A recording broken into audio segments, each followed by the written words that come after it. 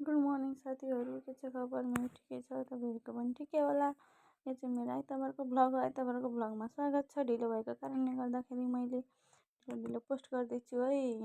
अस्ति नै नेट नभएको कारणले गर्दाखेरि मेरो एक दिन ढिलो भइरहेको छ, त्यस कारणले सरी। अनि म चाहिँ मोमो खाएर त्यो अस्तिको मोमो खाएको भाँडा चाहिँ धस्काउँदैछु। अनि यता दाल चाहिँ पिसेर राखेको चाहिँ मैले केलाएर है एकदम चिटिक चाटिक बनाएर चाहिँ दाललाई राख्ने कोसिस।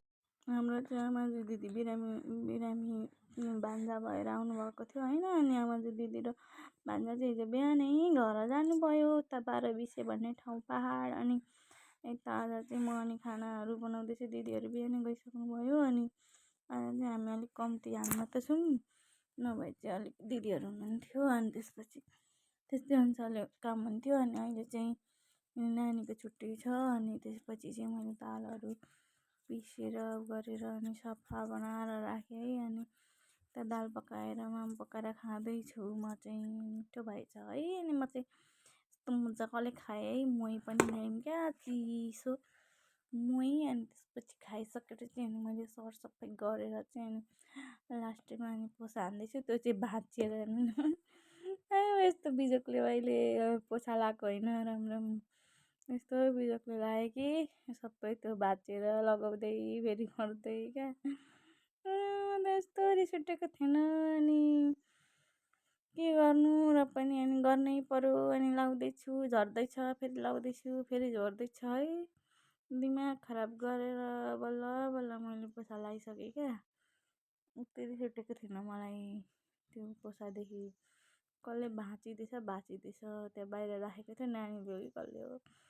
अनि त्यस्तै भयो। अनि फेरि मेरो यता छोरीलाई कुर्सीमा राखेर म चाहिँ काम गर्दै थिएँ। अनि लास्टमा छोरीलाई बोकेर अनि जिस्काउँदैछु। अनि तल आएर चाहिँ मेरो दबाई खाएको थियो, अनि खाएँ है। हो त्यो दबाई चाहिँ खान्छु क्या म। अनि हो त्यो राति तितो नतितो सक्दो चाहिँ बेलुका खाने। अनि नानीलाई होमवर्क पनि गराउनु पर्ने थियो। अनि मैले नानीलाई पढाएँ, अनि होमवर्क गराएँ है। अनि सिकाउँदैछु यो यस्तो हो, यो यस्तो हो भन्दै सिकाउँदैछु।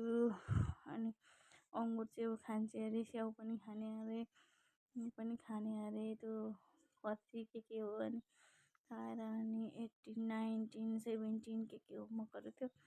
अनि यता गहको होमवर्क थियो।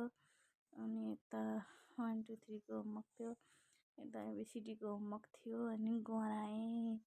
अनि लास्टमा चाहिँ रिसाक्यो अरे, पर बसिरहेको छु। अनि म त नानीको रिजल्ट थियो आज। अनि लिन जानै बिर्सेछु। अनि बल्ल बल्ल थाहा पाएर अनि पछि गएँ है। अनि रिजल्ट लिएर आएँ। अनि म त रिजल्ट ल्याउँदाखेरि कस्तो बाबु भयो भने पहिलोचोटि नानीको है एक्जामको रिजल्ट दिन गएको मिसले। अनि राम्रै आएको छ भन्नुभयो। अनि देखाउनुभयो, मलाई त कस्तो कस्तो भयो। अनि आँसु नै आयो क्या। अनि त्यसपछि म लिएर अनि कपीहरू पनि ल्याउनु पर्ने थियो घरमा। अनि लिएर चाहिँ अनि म आउँदैछु। अनि मेरो घर जाने बाटो चाहिँ यता रेलवेको एन्फा गेटदेखि यता भित्र जानुपर्छ क्या मेरो घरबाट चाहिँ। अनि म त्यहीँबाट जाँदैछु। अनि गेटबाट चाहिँ यस्तो छिर्नुपर्छ। अनि पछि चाहिँ अनि मेरो बजार जाने काम थियो आज, सपिङ गर्ने। अनि त्यसपछि बुढोले अनि आइराख न यता बाहिर भन्नुभयो र अनि हामी बजार आयौँ। अनि बजार आएर अनि पैसाहरू झिकेर गरेर चाहिँ अनि हामीले आज यो इन्डक्सन चुलो लान आँटेको छौँ। अनि कराही भाँडा पनि किन्नु पर्दो रहेछ। अनि त्यसपछि चाहिँ अनि हामीले किन्यौँ। अनि यो पनि मलाई एकदम मन परेको थियो क्या किन्नलाई। अनि त्यो किनेर घरमा ल्याएर चाहिँ अनि मैले चाउचाउ पकाएर खाएँ। हस् त साथीहरू, बाई बाई। यति भन्दै बिदा हुन चाहन्छु। नमस्कार।